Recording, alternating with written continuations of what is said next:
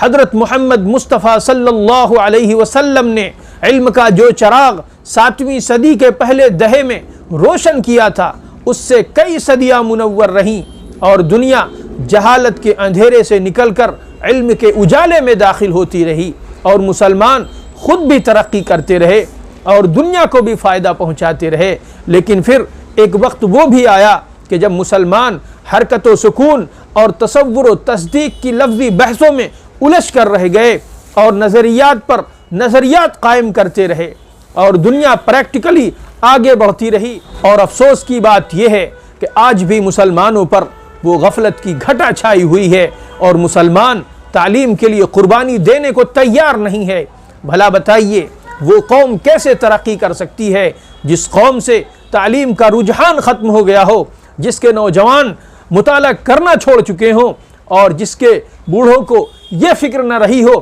کہ ہماری نسل نو مکمل طور پر تعلیم یافتہ کیسے بنے۔